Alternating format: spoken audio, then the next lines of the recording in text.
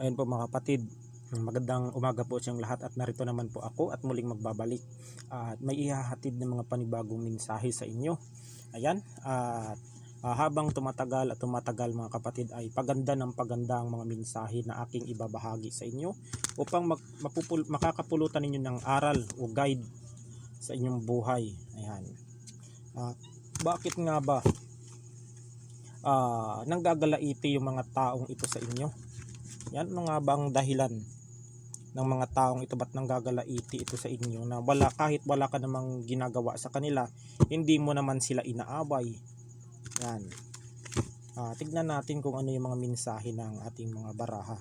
Yan, at ako po'y nagpapasalamat sa mga bago kong subscribers at padami po ng padami ang aking mga subscribers sa aking YouTube. Yan. Naway ang hiling ko lang po, patuloy ninyo akong suportahan sa mga kung may kakilala kayong mga kamag-anak, kaibigan ninyo, i-recommend po ninyo yung aking YouTube channel para sakaling dumami po tayo at makatulong din po kayo sa akin. Yan. Yan po. Yan sa mga magpapa-reading po pala, mag-direct po kayo sa sa Hashim Sandalphon Tetragrammaton na account, kasi doon po ay pwede pong makapag video call doon sa account ko na yon. Kasi sa Facebook page po kasi mga kapatid ay maaaring wala po, appointment lang po doon. Kaya po pinapatransfer ko agad doon sa main account ko na Hashim. Yan. Para doon pwedeng makapag video call doon. Pag gusto kayo kung ano yung tanong ninyo at maano naman natin yan sa baraha, mga kapatid. Yan. Ang pagpe-personal reading po mga kapatid ay mayroon pong mayroon pong payment. Kasi po ang pagpe-personal reading ay hinahati-hati ko rin po, yung may mga bayarin din po ako diyan sa load agad. Unang-una sa load. Yan. Hindi ko naman po hinihingi ang load. Kailangan ko po diyan mag-provide ng pang-load sa aking cellphone, tsaka yung mga kailangan ko sa panggagamot. Yan. Kaya sana intindihin ninyo. Yan. Hindi naman po masyadong kamahalan po yung aking pagre-reading tulad ng iba dyan. Yan. Tayo mga kapatid. Kukuha tayo ng 13 baraha.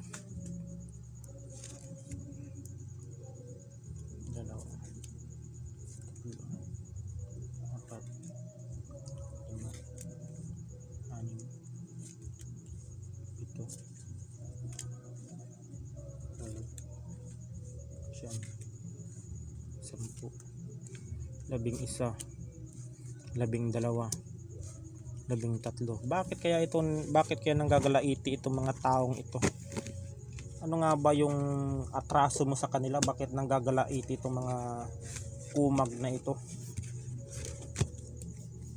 Bakit nanggagalaiti itong mga kumag na ito? Tignan natin. Kaya nanggagalaiti itong taong ito, ikaw kasi ay mabuti ang kalooban mo dito. Ikaw yung taong matulungin, masipag, at saka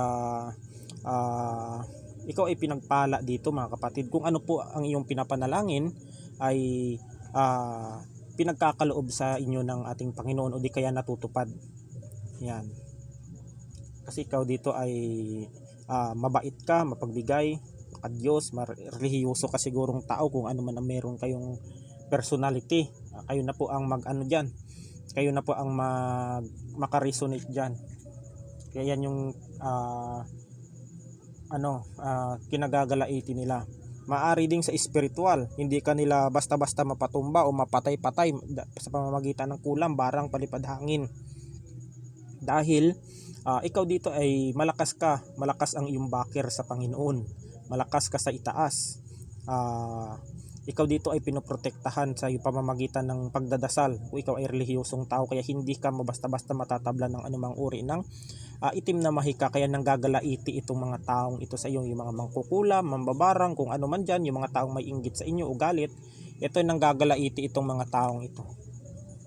Yan. Paganda ng paganda yung ating mga mensahe.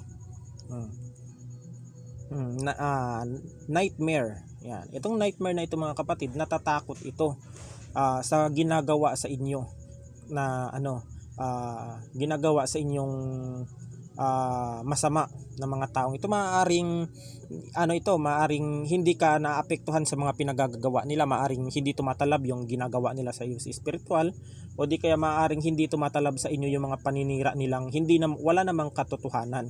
Kaya ito yung kinakatakot nila, na baka masapawan mo sila o di kaya maangatan mo. Yan, itong suffering, nightmare, ito yung kinakatakot nila mga kapatid. Ayan, pagpasensyahan na ninyo yung aking boses, at kung ako ay makakapag-ipon-ipon ay makakabili din tayo ng yung parang microphone sa pagbablog para mas lalong lumakas po ang ating boses. Ayan. Medyo rin po mahina-hina na rin ang aking cellphone, at baka siguro ay gusto na siguro magpapalit ng bago.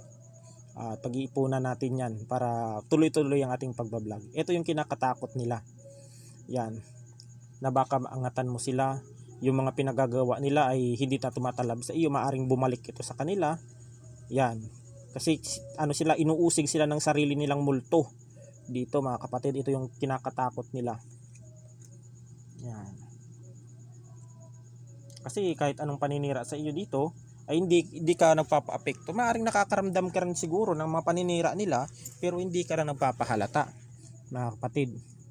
Ito yung kinakatakot nila, na baka masapawan mo sila. Hesitation. Ito, nanggagalaiti ito. Itong mga taong ito, nalilito ito sa pinagagawa niya, o sisiraan ko ba itong taong ito? Gagawan ko ba ng masama ito? I-brainwash ko ba yung taong ito sa mga taong malapit sa kanya? Ito yung iniisip niya. Parang pumapasok sa isip na, kaya gawan ko kaya ng masama itong taong ito? Siraan ko kaya ito para iwasan siya ng maraming tao? Ganito kaya gawin ko?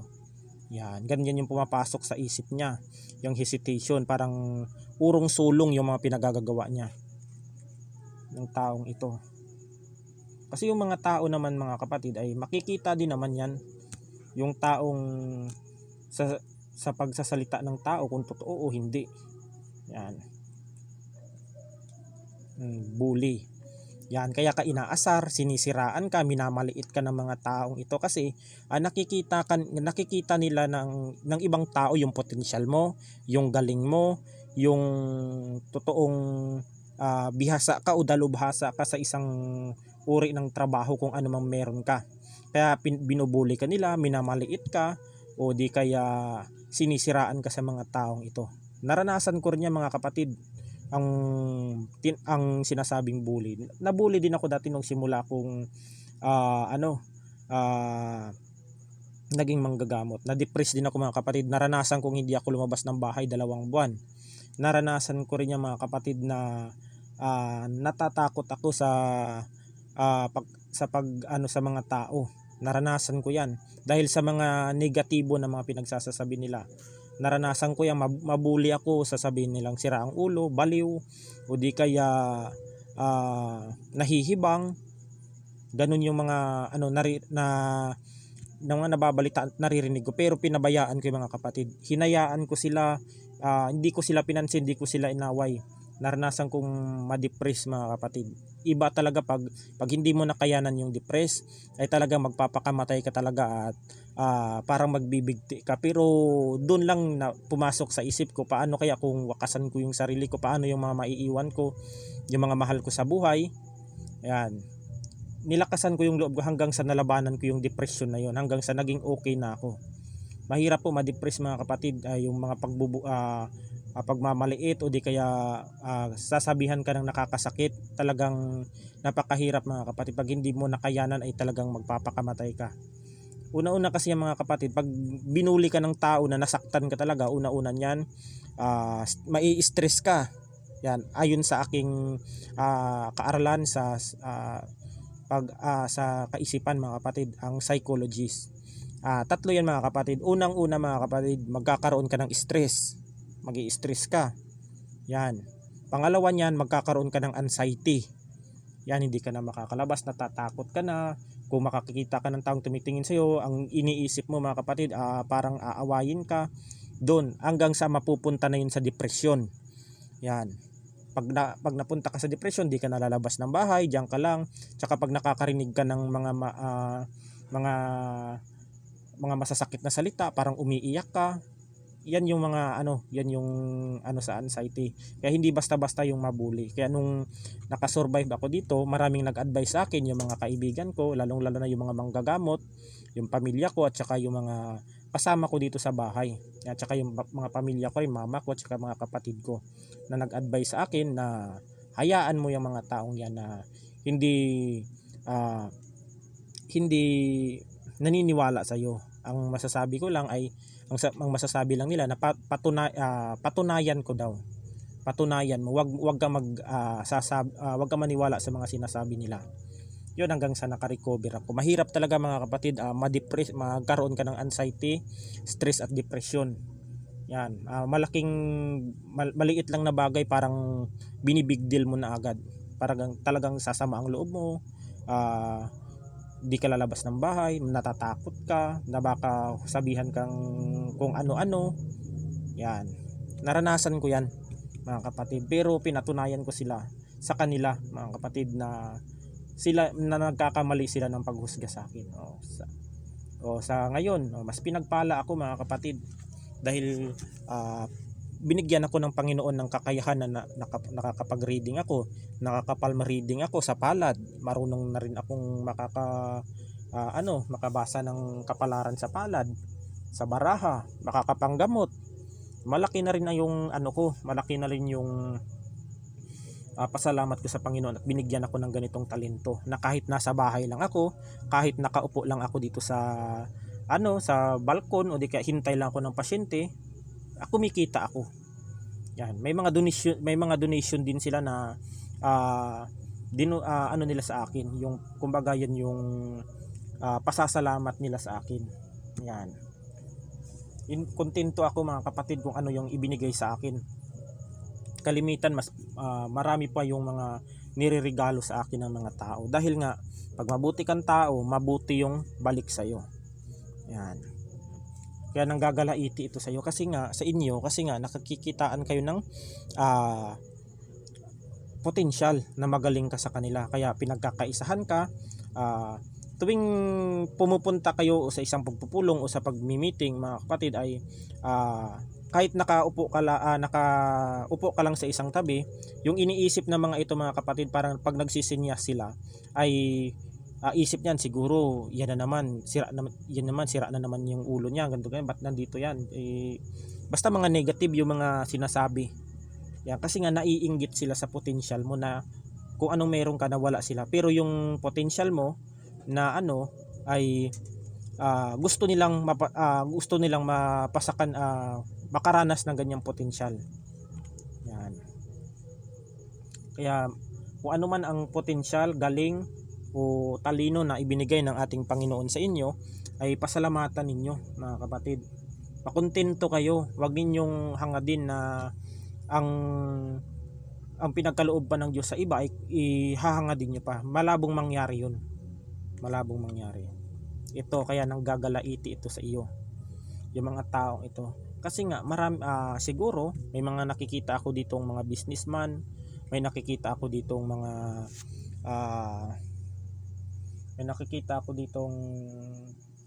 mga vlogger din siguro ito.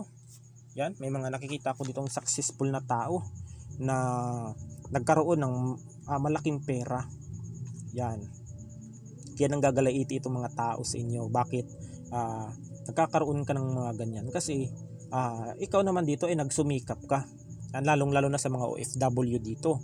Nakalimitan ay kinakainggitan ng kanilang kamag-anak, kanilang mga kaibigan, yung mga taong malapit sa kanila. Ito ang kalimitan, mga kapatid, bakit nanggagalaiti sila. Yan. May mga tao kasi, mga kapatid, na pag hiningian ka nila ng tulong tapos tinanggihan mo sila, masama ka na. Yan. Masama ka na, mga kapatid. Kalimitan yan yung nangyayari, pero totoo. Yan.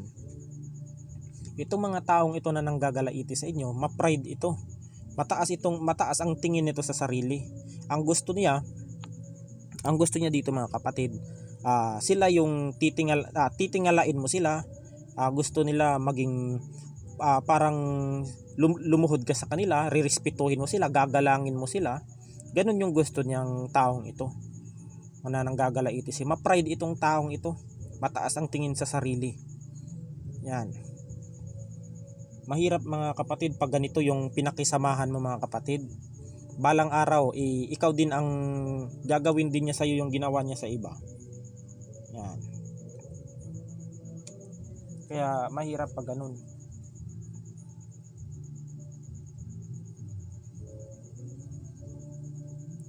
Pag ganyan yung mga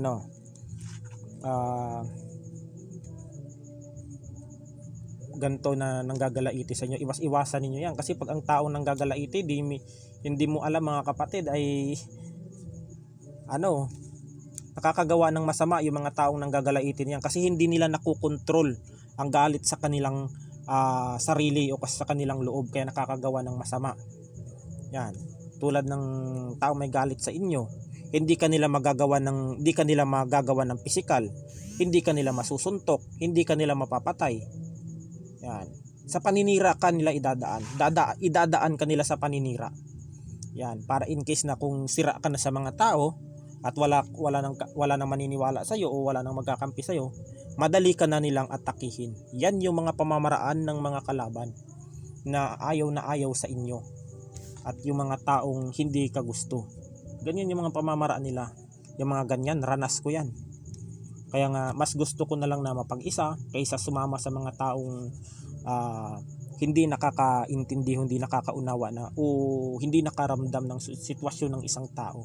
Totoo nga naman talaga, magkaiba yung kakayahan ng isang manggagamot o di kaya isang normal na tao. Ang tingin kasi ng mga normal na tao sa mga manggagamot o mga psychic o kung ano man, tingin nila dyan baliw, nahihibang. Pero kaya naming sukatin yan, yung isip niyan. Nababasa namin yan kahit nakatingin lang kami sa kanya. Nalalaman namin yan kung ano yung iniisip niyan, kung ano yung takbo ng utak niyan. Kung yan ay may gagawing masama o kung ikaw ay sinisiraan, alam namin yan. Yan. Yung sinasabi ng iba na kaming mga manggagamot ay hindi daw kami nagtitiwala. Kasi nga, ang mga manggagamot kasi iba kasi ang takbo ng utak niyan. Iba. Kasi merong mga merong mga mataas ang psychic ability niyan. Alam mo pa lang ang tao kung sinisiraan ka na, alam na alam yan. Kaya hindi nila mabibilog ang utak ng isang manggagamot. Tignan mo yung ibang may galit sa tao na mayroong kakayahan ilang yung mga yan, hindi yan nakakatagal. Kasi nga, habang tinitignan mo yan, mabibisto yan sa mukha pa lang, sa galaw pa lang ng tao, sa kilos pa lang ay malalaman mo. Yan. Ito yung nanggagalaiti sila dahil ikaw dito ay magaling sa anumang uri ng trabaho. Yan, ikaw siguro dito ay magaling kang chef, magaling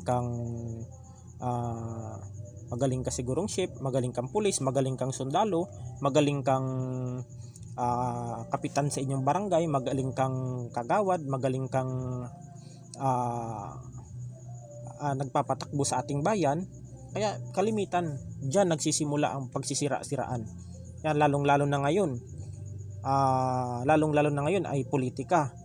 Yan. Uso ngayon yan, ang siraan, pataasan sila ng ego sa mga tao. Yan, pataasan yan sila, kaya yung bawat partido nanggagalaiti yung isa hanggang sa nagkakainitan. Ayan. Yan, ganito ganyan, pangit ang ugali niya, ganito ganyan, siya yung butuhin mo, subukan nyo naman. Ganon yung mga pamamaraan ng mga taong ito. Kasi ikaw dito kasi mga kapatid ay magaling ka dito. May napatunayan ka, may isa kang dito, magaling ka sa lahat ng uri ng trabaho, profesyon. Kasi dito profesyon Yan, may talent ka, kung ano man mga talent mo, magaling kang kumanta, sumayaw, o mag-magic diyan, kung ano man yung trabaho, profesyon mo, ay alagaan mo at mahalin mo dahil yan ay parang isang regalo rin yan na ipinagkaloob ng ating Panginoon sa inyo. Yan, lagi ang paulit-ulit ko sa inyo, huwag ninyong abusuhin at dungisan ang inyong pinapangarap na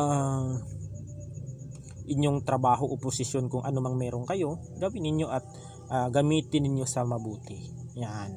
Kasi pag hindi ninyo ginamit sa mabuti at ginamit ninyo yan sa panlalamang sa kapwa o gagamitin ninyo sa personal interest at kayo ay napatunayan na mali yung pinagagawa ninyo, maaaring mawawala yan sa inyo, yung kayamanan na ipinagkaloob sa inyo ng ating Panginoon.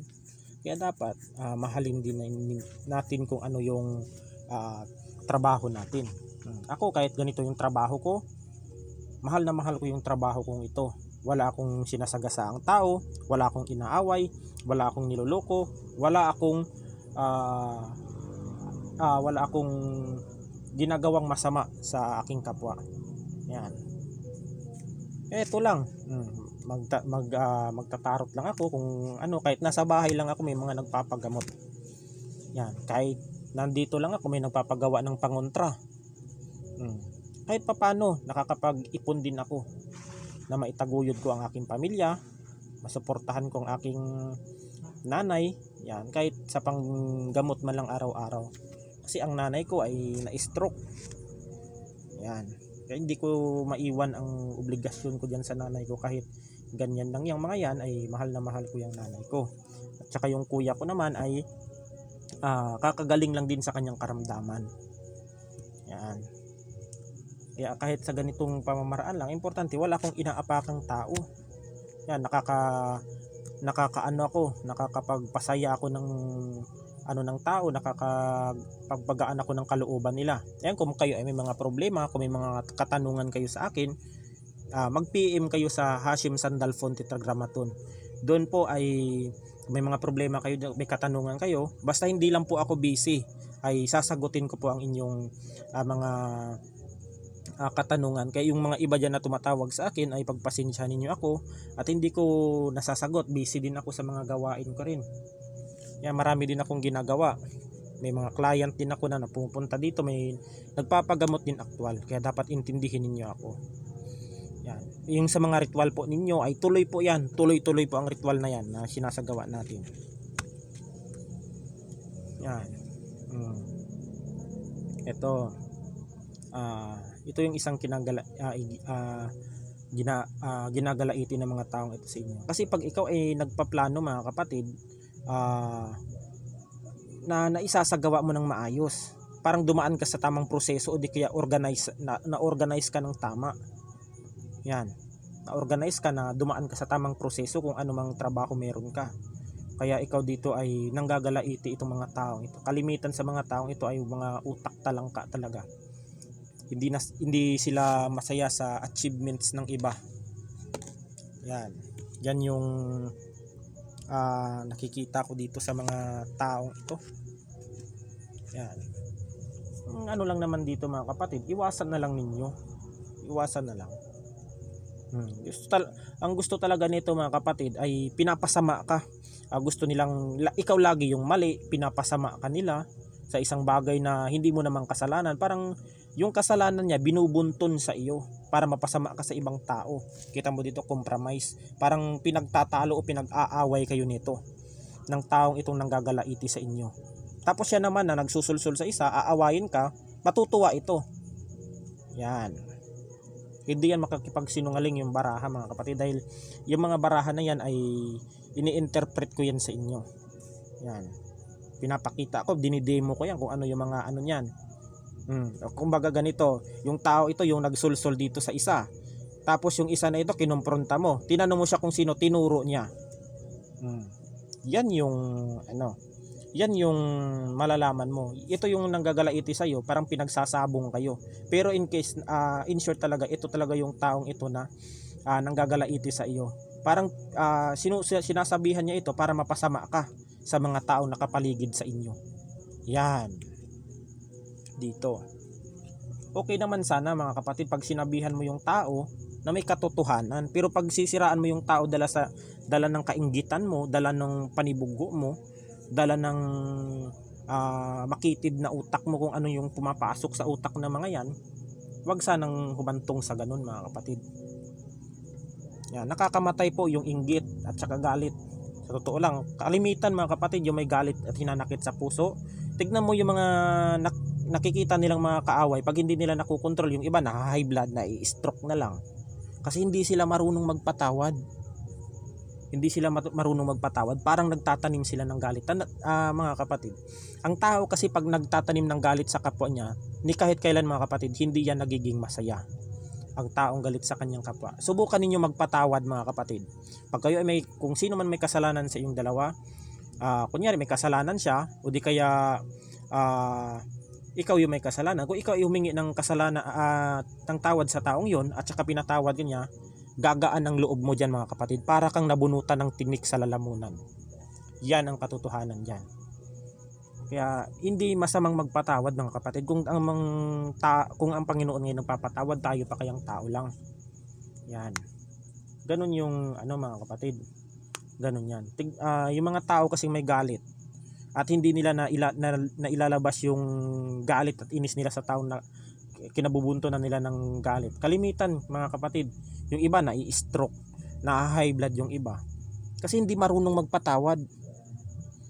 Yan, ang pinapairal nila ang kanilang pride, ang taas ng ego, ang ginagawa nilang hindi maganda. Yan, hindi natin masisisi ba't yan sa kanila yan buhay nila yan Yan, sa totoo lang mga kapatid, mas masarap ang magpatawad kaysa magtanim ng galit. Nakakamatay ang pagtatanim ng galit. Pag hindi mo nakontrol ang emosyon mo at galit mo, talagang tapos ang buhay mo dyan. Lalo na pag may high blood ka at sakit ka sa puso at nakita mo yung kalaban mo na grabe ang galit mo sa kanya, ay siya. Yan lang mga kapatid, yung mga sinasabi ko sa inyo ay isang aral yan, na sana kung may mga ugali kayo ng mga ganyan ay baguhin ninyo. Wala pong maidudulot na mabubuti yung mga paninira, mga pambabackstab sa kapwa ninyo na hindi naman maganda.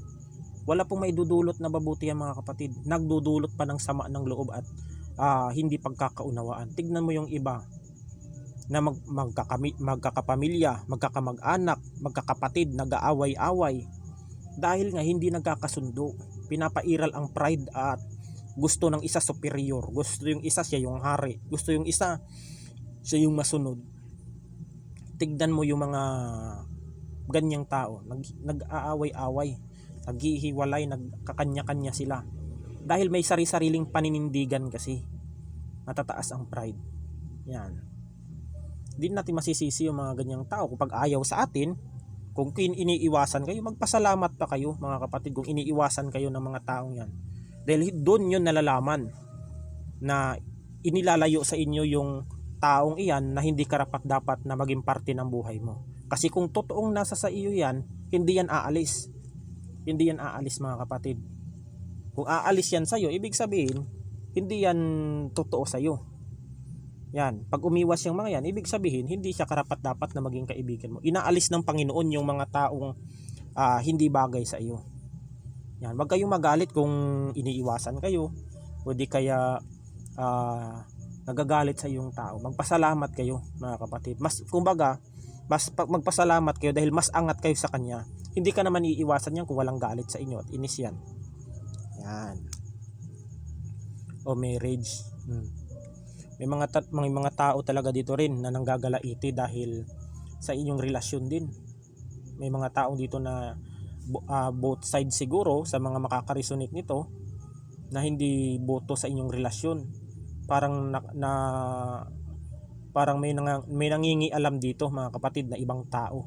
Pati yung pamilya ng both side ay parang sinisiraan, binibrainwash para mapasama ang isa sa inyo. Pero ang relasyon naman ninyo magpartner ay okay naman. May mga nakikisawsaw lang talaga na mga ibang tao sa relasyon ng collective na dito na makaka-resonate dito. Kumbaga, yung taong may galit sa inyo, pumunta doon sa pamilya ng partner. Dito, yun yung nakikita ko. Pumunta doon sa kapamilya ng partner ninyo. Tapos kung ano-ano yung mga pinagsasasabi ng mga taong ito na wala namang kinalaman ang relasyon ninyo dito. Parang bini-brainwash yung pamilya, kunyari pamilya ng side ng babae, pamilya ninyo. Parang may nagbi-brainwash sa inyo dito. Ay, kung yan lang naman yung taong iyan, yung mapapangasawa, wag ninyo ano yan, pangit yung ugali niyan, ganito. Para mapasama ka dito. Yung mga taong ito na nanggagalaiti sa inyo, yung mga taong may inis at galit sa inyo, maaaring yung iba dito kaaway mo pa. Yan. Kaaway mo pa dito. Kaya gustong sirain ng mga taong ito na ayaw nilang makikita kang maganda ang ano ng inyong partner. Maganda ang parang maganda mapasama kayo ng inyong partner mas sa inyo, mapasama ka sa pamilya niya, mapasama ka sa pamilya ng lalaki, mapasama yung pamilya ng babae. Parang ganito yung sinasabi ng mga taong nanggagalaiti sa inyo. Hindi lang isa yung naninira sa inyo, napakarami mga kapatid, napakarami. Yan. Kasi ang tingin kasi dito ng mga taong nanggagalaiti sa inyo, masarap ang buhay mo dito. Kaya nagkapag-isip-isip ito, nasisirain ang relasyon ng ninyong mag-asawa. Pinapadaan nito sa pamilya ng bawat isa sa inyo. Yan. Ganito yung nakikita ko.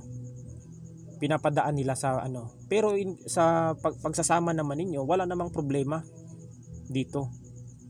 May nakikita ko ditong medyo may edad na rin. Medyo may edad ng tao na nangingialam sa inyong relasyon dito. Yan.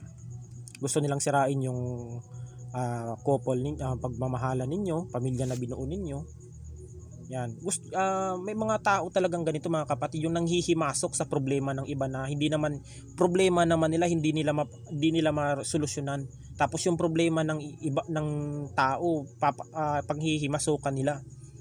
May mga may mga tao talagang makikitid ang utak, sa totoo lang. Yan. Kung ikaw lang siguro na hindi ka siguro marunong magpigil sa sarili, ay talagang aywan ko lang siguro. Mapapasama ka siguro pag pinatulan mo itong mga ito.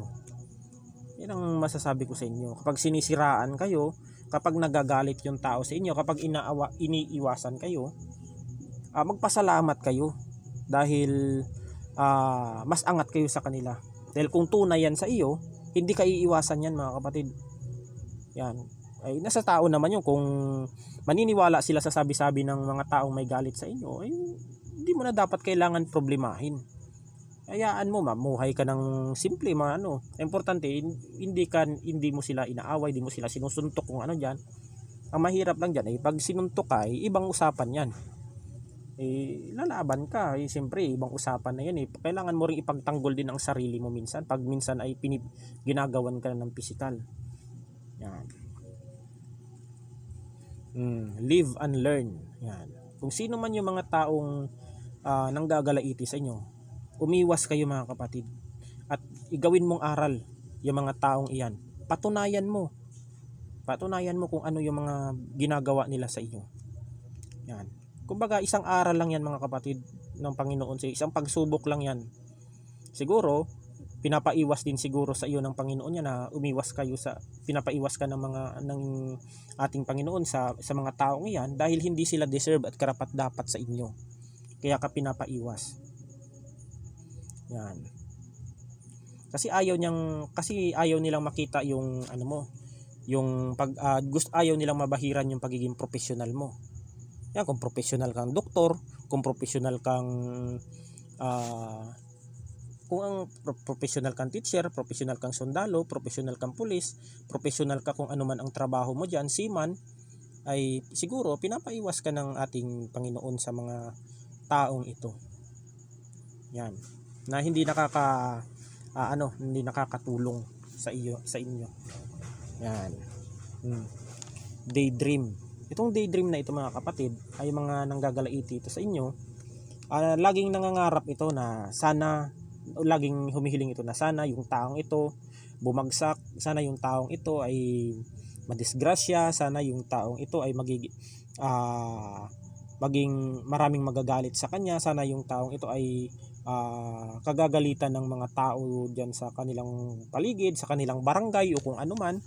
Sana parang marami silang mga panalangin na about sa inyo sa ikakabagsak mo. Yung mga taong itong nanggagalaiti sa inyo. Yan. ang masasabi ko lang dito, ipanalangin mo lang mga kapatid. Huwag mo silang gawan ng masama. Huwag mo silang suntukin, huwag mo silang gawan, huwag mong daanin sa pisikal mga kapatid. Ipanalangin mo dahil ang Panginoon ang gaganti niyan. Yan. Ipanalangin mo lang na siyempre sa mabuting paraan na sana maging magbago yung taong ito. Yan. Hayaan mo yung Panginoon yung gaganti sa sa ginawa nila sa inyo mga kapatid. Hindi man ninyo mararamdaman yan, pero makikita ninyo ang resulta. Yan. Hindi man yan ano mga kapatid, makikita ninyo ang resulta niyan balang araw. Yan. Kaya balang araw ay ito yung kinakatakot kasi nila mga kapatid, na maangatan mo sila. Yan. Yan mo. Total gawain mo. Magbingi-bingihan ka na lang. Magbulag-bulagan ka sa mga sinasabi nila. Huwag kang magpaapekto. Magtrabaho ka, mamuhay ka ng para sa pamilya mo. Huwag kang makinig sa sinasabi ng iba sa mga sira-sira na yan. Dahil ang mga paninira mga kapatid, walang naidudulot na mabuti yan. Sama lang ng loob pag yan ay pinakinggan mo, sasama ang loob mo, madidepress ka, magkaka-anxiety ka, makaka-stress ka. Wala, mararanasan ninyo yung naranasan ko. Yan. Doon ko naunawaan mga kapatid nung nakarecover ako sa depression. Yan. Yung hiningan ko lang ng advice yung ang mama ng partner ko. Yun. Doon ako tumatag yung kalooban ko. Nilabanan ko yung depression ko hanggang sa naging okay na. Yan. At nandito na lang ako sa bahay, naghihintay na lang ako ng mga pasyente, ng mga taong mga client ko na magpapa-reading, magpapa-healing, yan. At saka magpapatawas. Ayan na. Ay pasalamat din ako na kahit papano ay marami rin akong natutulungan na mga tao. Ayan, sa mga natutulungan ko dito sa lugar na doon dito sa bayan ng partner ko dito sa lugar. Wag sana kayong magtampo mga kapatid kung kayo ay hindi ko napapansin mga kapatid, dahil sa sobrang dami na ng ginamot ko, yung iba ay hindi ko na matandaan. Pero pag kayo ay lumapit sa akin at kinalabit ninyo ako, yan, at kinausap niyo ako yung ganto ganyan, maaalala ko. Pero kung kayo ay siyempre minsan mga kapatid, sa sobrang dami ko nang nakaka-encounter na nagpapagamot sa akin, yung iba ay hindi ko na natatandaan. Naway pagpasensyahan ninyo ako at pagpaumanhin po ninyo. Ayan, naway magustuhan po ninyo yung mga reading na ito mga kapatid. At hanggang dito na lang, at God bless us all. Ingat po tayo palagi.